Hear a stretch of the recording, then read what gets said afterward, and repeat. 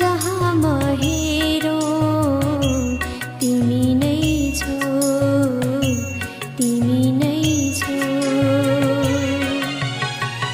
यो तिनै लोक देखाउने मेरो, यो तिनै लोक देखाउने मेरो आँखाको नानी तिमी नै हो।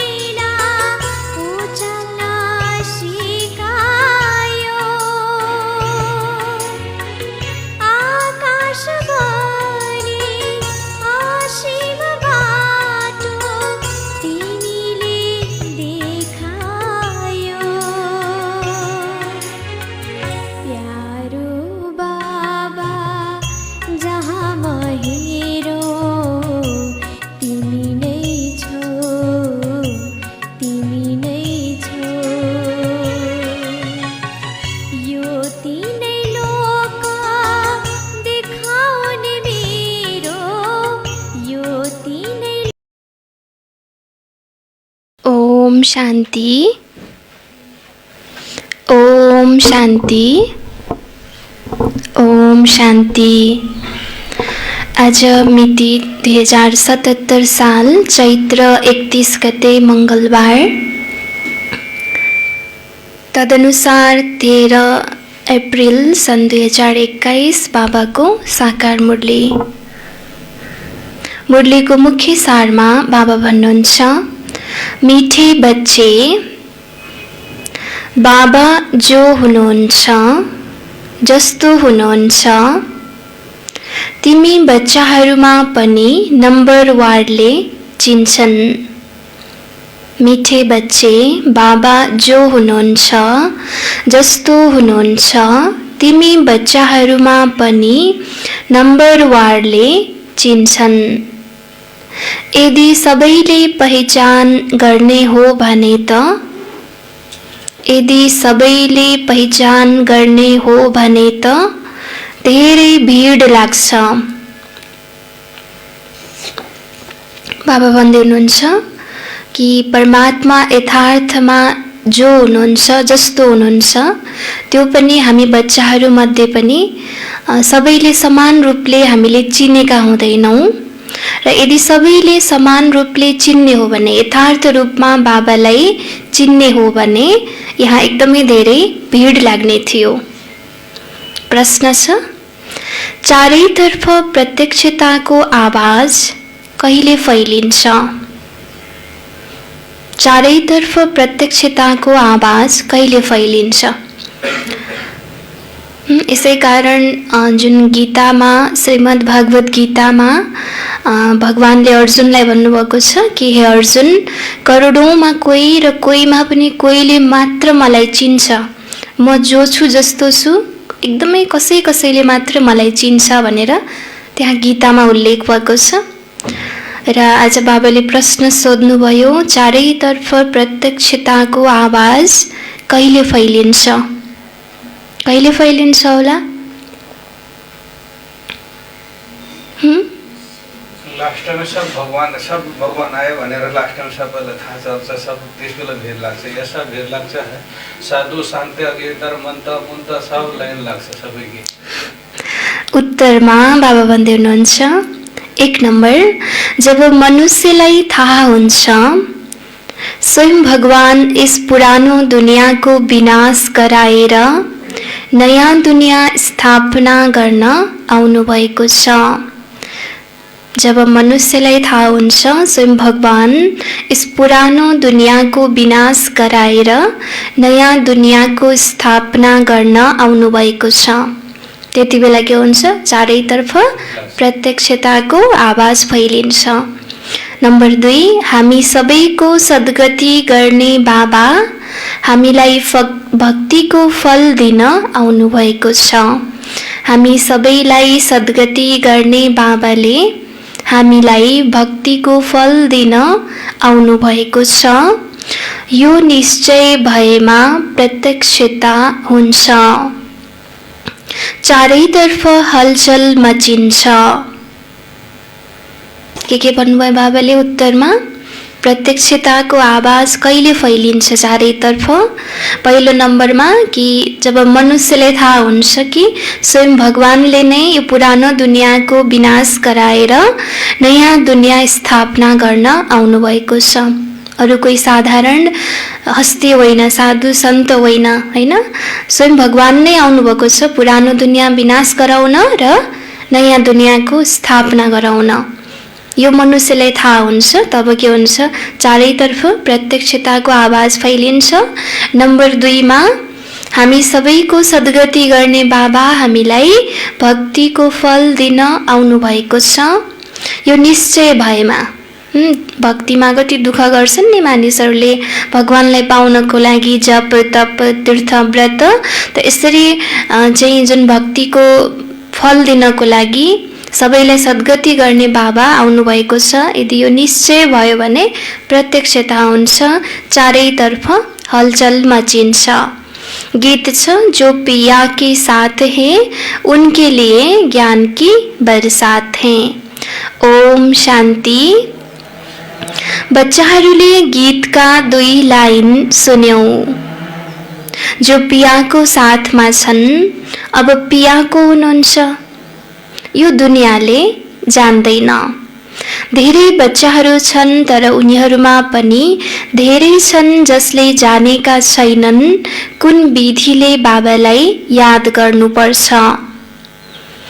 त्यो याद गर्न आउँदैन, घरिघरि भुल्छन्। बाबा सम्झाउनुहुन्छ, प्यारा बच्चाहरू आफूलाई आत्मा सम्झ, हामी बिन्दु हौं।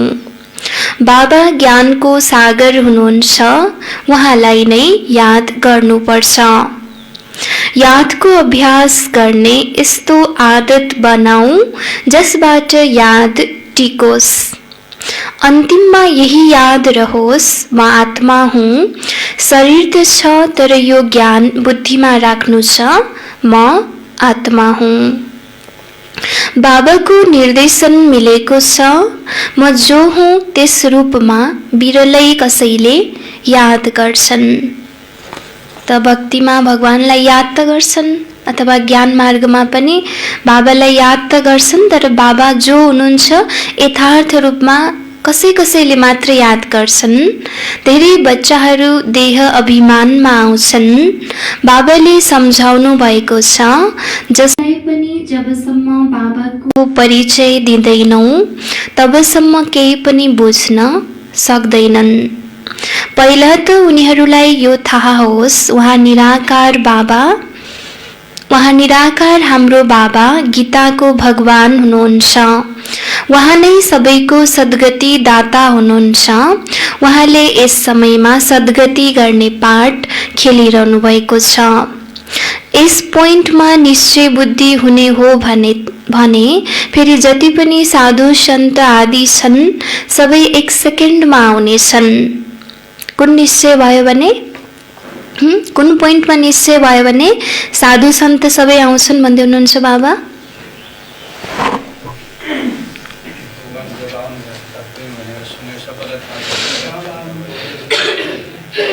कुन पोइन्टमा? तपाईहरुको कन्सन्ट्रेसन चेक गर्दैछ है। बाबाले कुन पोइन्टमा निश्चय भयो भने सबै आउँछन् भन्नुभयो? उहाँ निराकार हाम्रो बाबा गीताको भगवान हुनुहुन्छ। उहाँ नै सबैको सद्गति दाता हुनुहुन्छ। उहाँले यस समयमा सद्गति गर्ने पाठ खेलिरहनु भएको छ।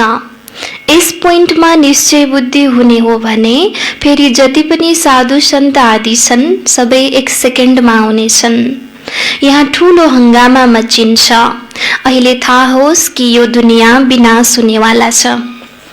यो कुराको निश्चय हुने हो भने मुम्बईदेखि लिएर आबुसम्म क्यू लाग्नेछ।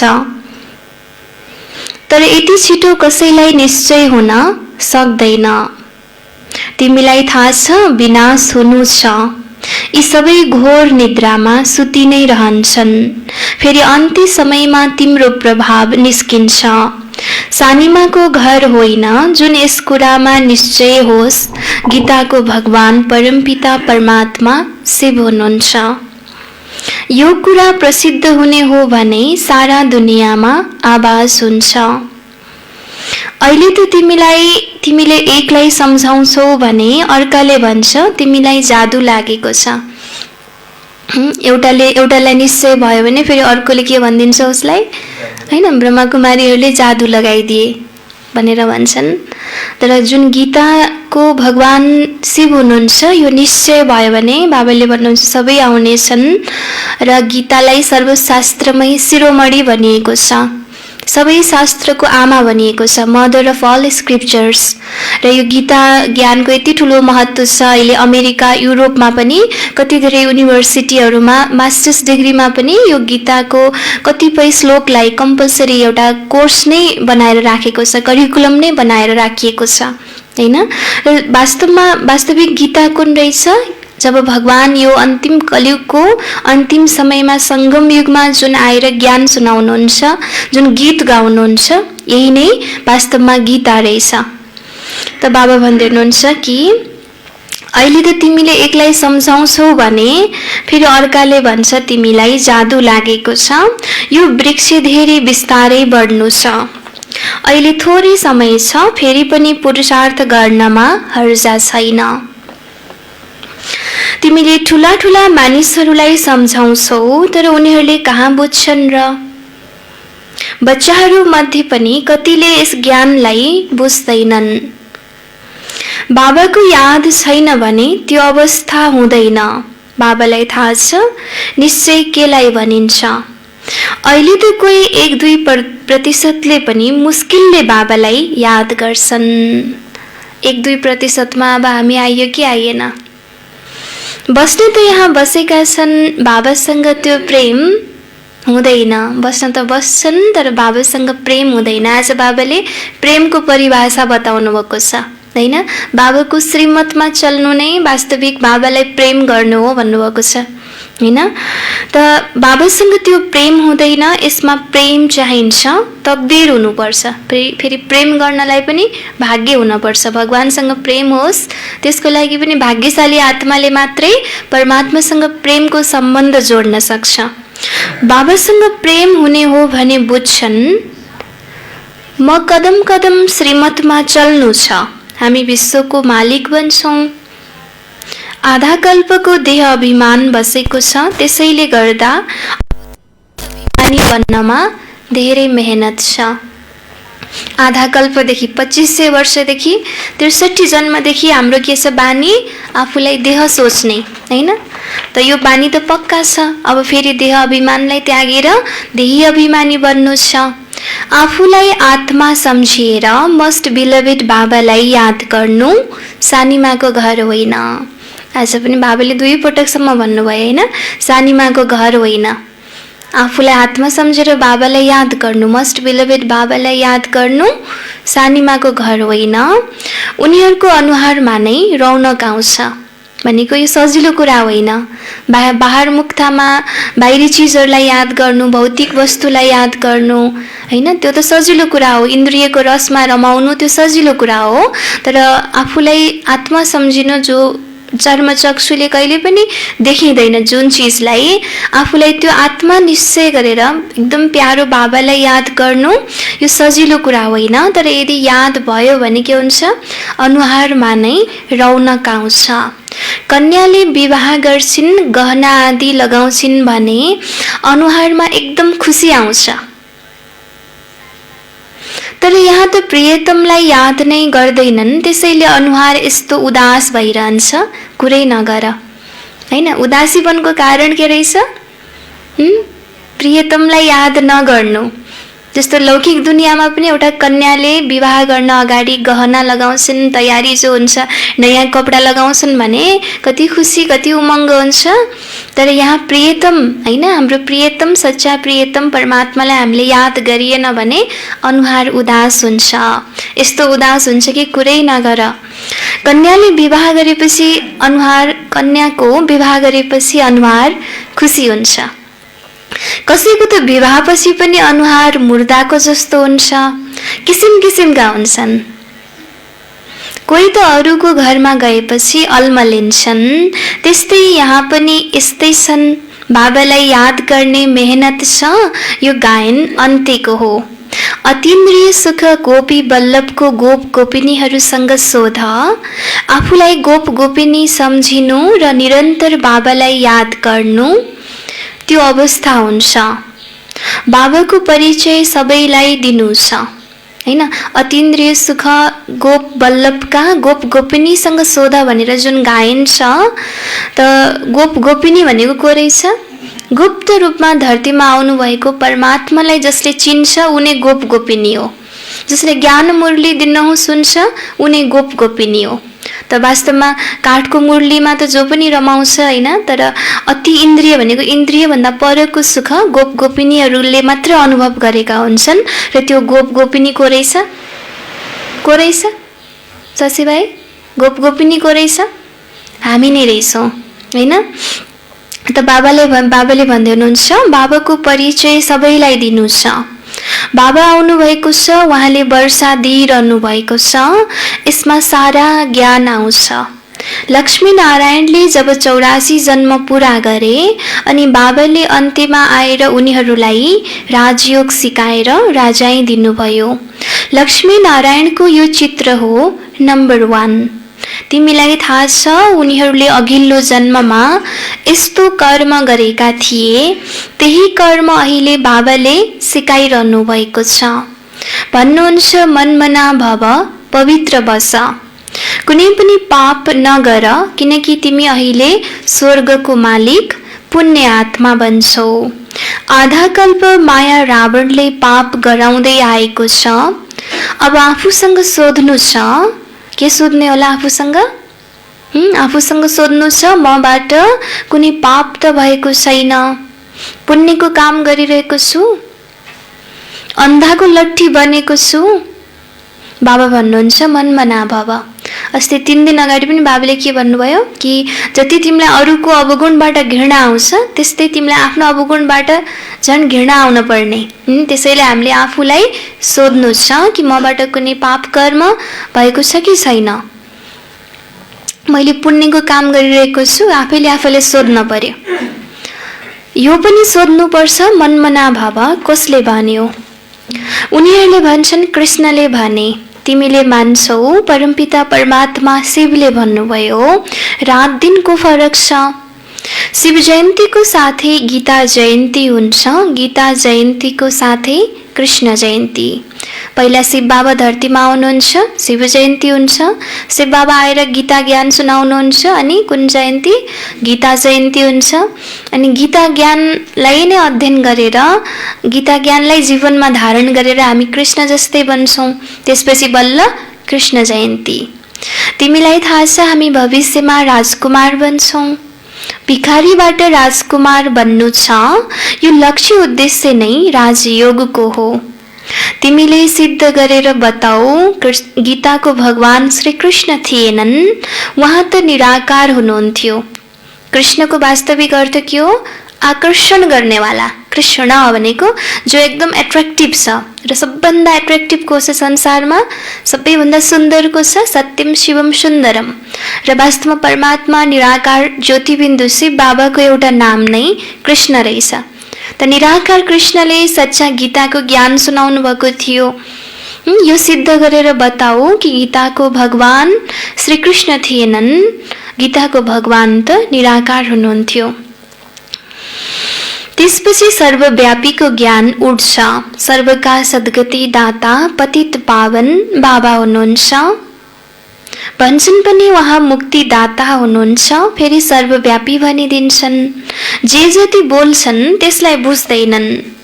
धर्मको बारेमा जे आउँछ बोलिदिन्छन्। मुख्य धर्म छन् 3। देवी देवता धर्म त आधा कल्प चल्छ, तिमीलाई थाहा छ। बाबाले ब्राह्मण देवता क्षेत्रीय धर्म स्थापना गर्नुहुन्छ। कुन कुन 3 धर्म? ब्राह्मण देवता क्षेत्रीय। बाबाले 3 धर्म स्थापना गर्नुहुन्छ। यो त दुनियाँले जान्दैन। उनीहरूले त सत्युगको नै लाखौं वर्ष अवधि मानिदिन्छन्। आदि सनातन देवी देवता धर्म हो सबैभन्दा उच्च। तर यिनीहरूले आफ्नो धर्मलाई भुलेर अधार्मिक बनेका छन्। क्रिश्चियनहरूले आफ्नो धर्मलाई छोड्दैनन्। उनीहरूले जानेका छन् क्राइस्टले हाम्रो धर्म स्थापना गर्नुभएको थियो। इस्लामी, बौद्धी फेरि क्रिश्चियन यी हुन् मुख्य धर्महरू। बाँकी त साना साना धेरै छन्। कहाँबाट वृद्धि भयो यो कसैले जान्दैन। मोहम्मद आएको अहिले धेरै समय भएको छ। इस्लामी पुरानो हो, क्रिश्चियन पनि प्रसिद्ध छ। बाँकी त कति छन्, सबैका आफ्नो धर्म छन्। आफ्नो आफ्नो भिन्न भिन्न धर्म, भिन्न भिन्न नाम छन्, त्यसैले अल्मलिन्छन्। यो जानेका छैनन् मुख्य धर्मशास्त्र 4 छन्। यसमा डिटिजम, ब्राह्मणिजम, मुख्य धर्मशास्त्र 4 छन्। डिटिजम, ब्राह्मणिजम पनि आउँछन्। ब्राह्मण सो देवता, देवता सो क्षेत्रीय, यो कसैलाई पनि थाहा छैन हैन। जो कर्मले शुद्ध बन्छ, जो जसको सोचमा शुद्धता आउँछ ऊ नै पक्का ब्राह्मण हो, हैन? जन्मले जो बाहुन छ ऊ चाहिँ सच्चा ब्राह्मण नहुन पनि सक्छ, तर जन्मले जुन जात भए पनि जसको सोचमा शुद्धता छ ऊ नै सच्चा ब्राह्मण हो। र बाबाले भन्नुहुन्छ जो ब्राह्मण बन्छ ऊ नै देवता बन्छ, देवता नै फेरि पछि क्षत्रिय हुन्छ। यो कसैलाई थाहा छैन, गायन गर्छन् ब्राह्मण देवताए नमः। परमपिताले ब्राह्मण देवता क्षत्रिय धर्म स्थापना गर्नुभयो। शब्द छन् तर पढ्छन् यसरी मानौ सुगा। सुगाले कस्तो गर्छ रे भने, एउटा सुगा थियो रे, पानीको त्यो धारामा गएर बस्थ्यो रे, पानीको नल्का भन्छ नि हिन्दीमा। अनि त्यो सुगाको जो घरको साहु हुन्छ नि मान्छेले, त्यसको नाम गङ्गाराम रहेछ के। गङ्गाराम नल्कामा गएर नबस भनेर भन्दो रहेछ कि साहुले। अनि गङ्गाराम नल्कामा गएर नबस भन्दो रहेछ, उसले मुखले दोहोऱ्याउँदो रहेछ सुगाले।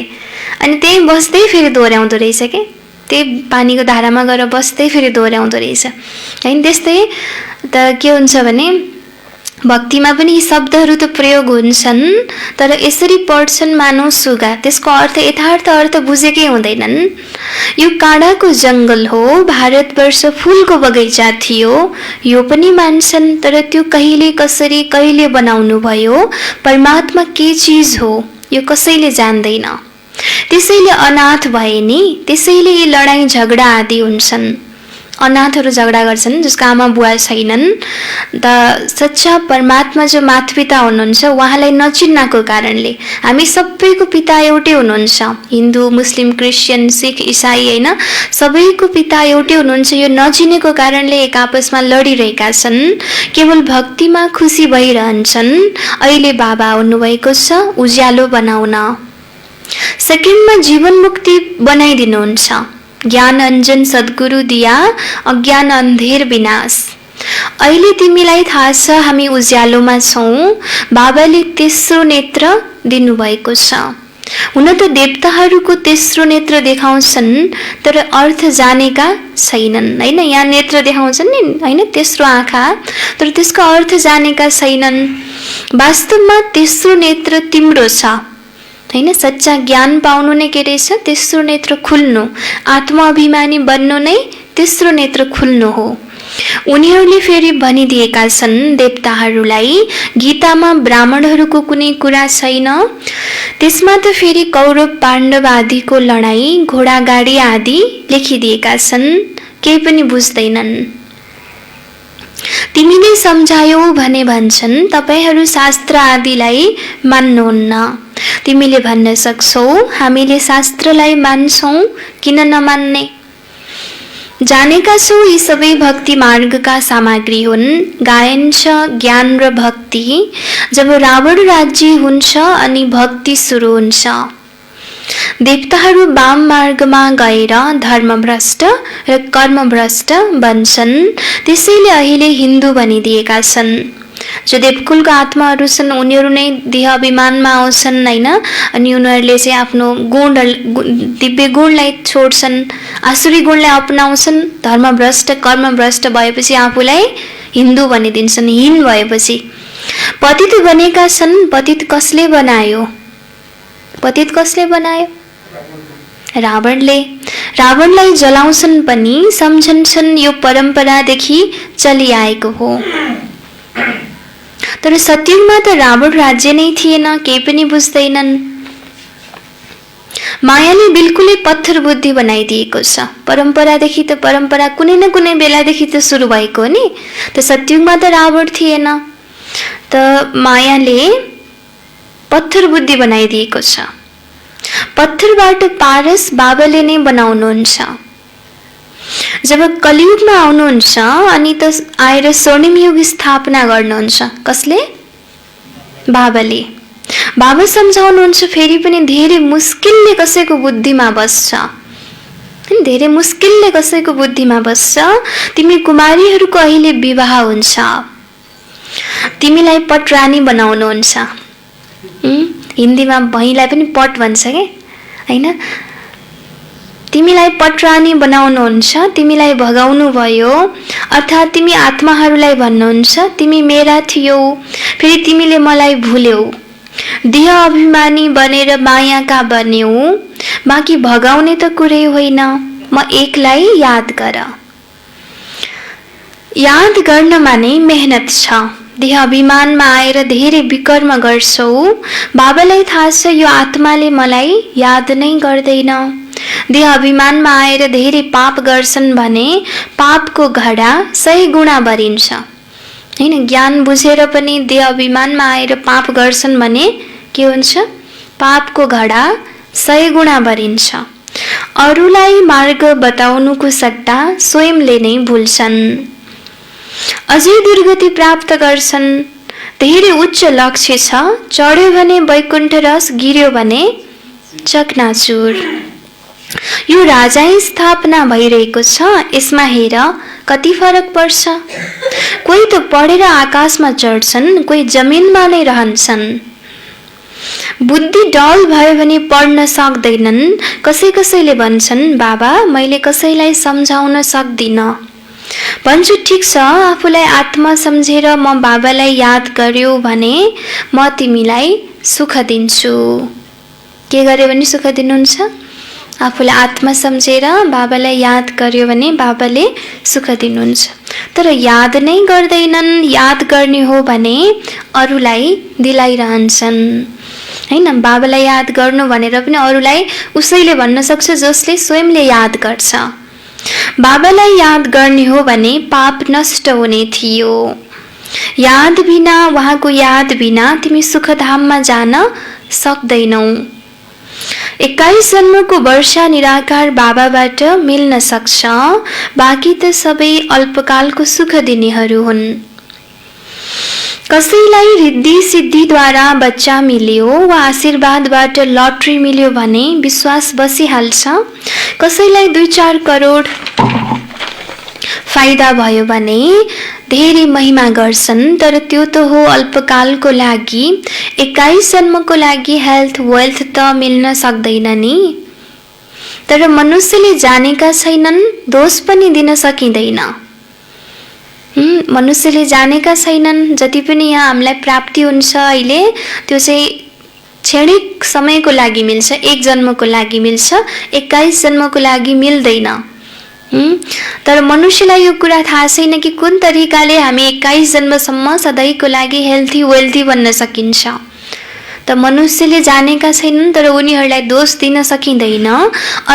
अल्पकालको सुखमा नै खुसी हुन्छन्। बाबाले तिमी बच्चाहरूलाई राजयोग सिकाएर स्वर्गको बादशाही दिनुहुन्छ। कति सहज छ। कसैले त बिल्कुलै सम्झाउन सक्दैनन्, कसैले बुझ्छन् पनि तर योग पूरा नहुने भएकाले कसैलाई तीर लाग्दैन। देह अभिमानमा आउनाले केही न केही पाप भइरहन्छ। योग नै मुख्य हो। तिमी योग बलद्वारा विश्वको मालिक बन्छौ। आज बाबाले के प्राप्ति भन्नुभयो योगको बारेमा? सृजना बहिनी के भन्नुभयो? योगबाट के हुन्छ भन्नुभयो आज बाबाले? योगबाट सुख मिल्छ, हैन? पाप नष्ट हुन्छ। योगबाट उदासी भाग्छ। अनुहारमा के आउँछ योगबाट? मुर्दा जस्तो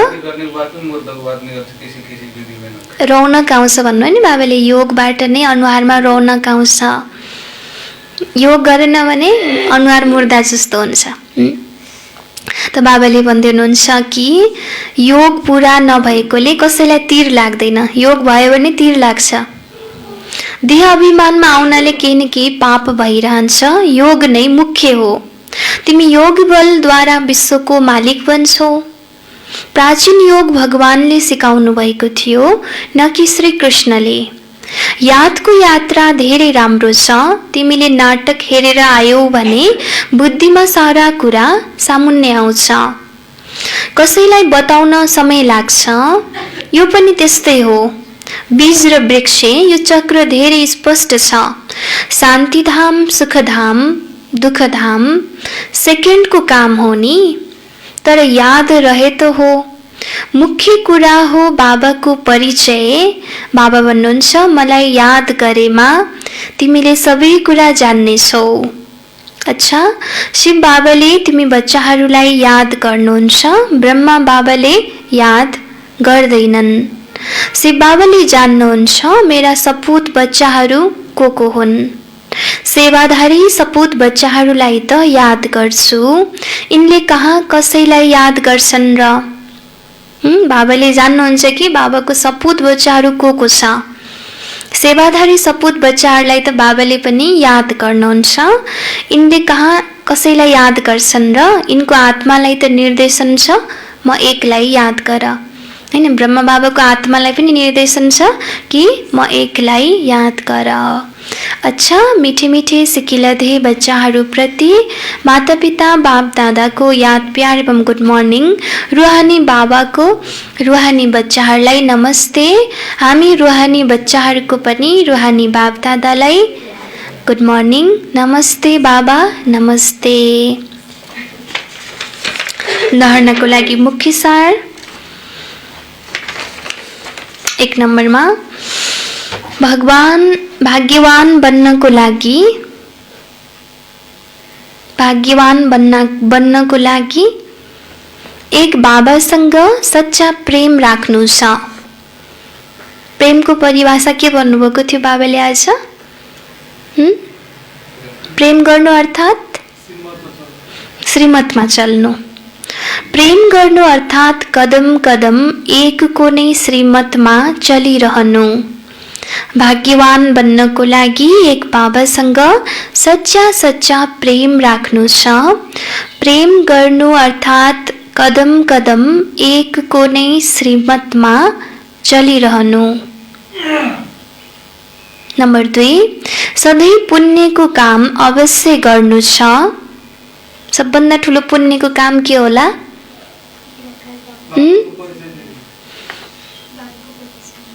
सबैभन्दा ठुलो पुण्य हो सबैलाई बाबाको परिचय दिनु। सधैँ पुण्यको काम अवश्य गर्नु छ। सबैभन्दा ठुलो पुण्य हो सबैलाई बाबाको परिचय दिनु। बाबालाई याद गर्नु र सबैलाई बाबाको याद दिलाउनु। बाबालाई याद गर्नु र सबैलाई बाबाको याद दिलाउनु। अच्छा, वरदान।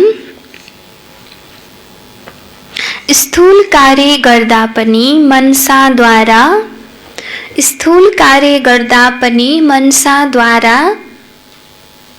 विश्व परिवर्तनको सेवा गर्ने जिम्मेवार आत्मा भव। स्थूल कार्य गर्दा पनि मनसाद्वारा विश्व परिवर्तनको सेवा गर्ने जिम्मेवार आत्मा भव। विस्तारमा, कुनै पनि स्थूल कार्य गर्दा यो स्मृति रहोस् म विश्वको स्टेजमा विश्व कल्याणको सेवार्थ निमित्त हुँ।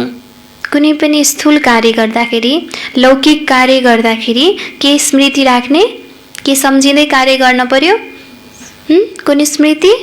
म विश्वको स्टेजमा विश्व कल्याणको अर्थ, विश्व कल्याणको सेवा अर्थ निमित्त हुँ।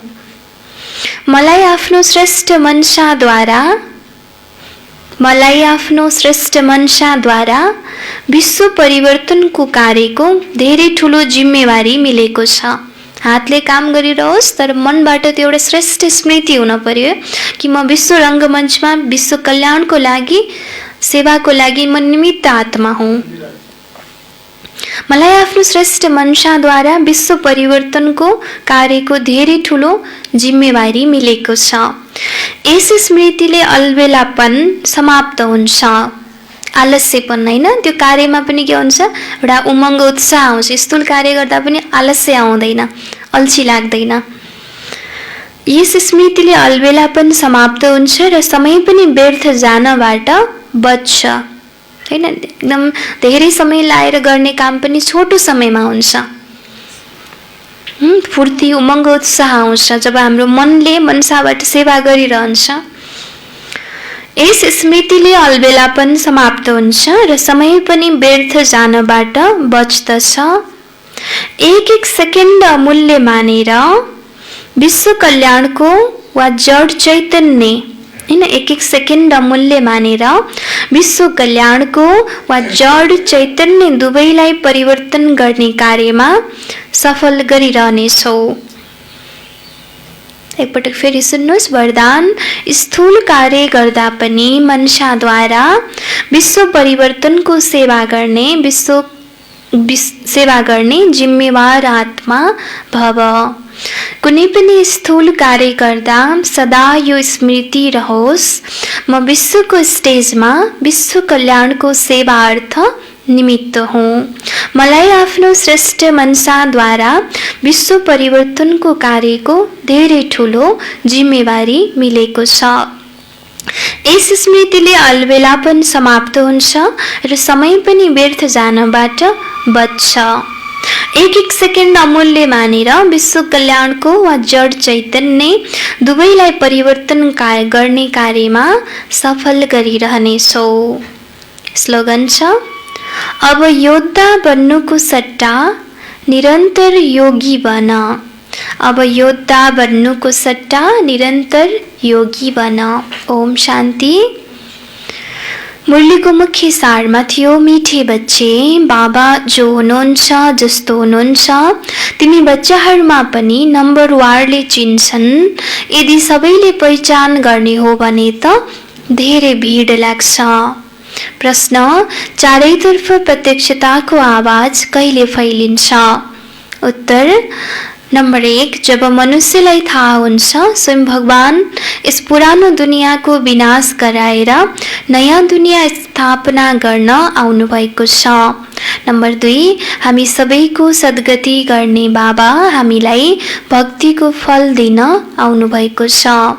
यो निश्चय भएमा प्रत्यक्षता हुन्छ, चारैतर्फ हलचल मचिन्छ। गीत छ, जो पिया के साथ हैं। ओम शान्ति।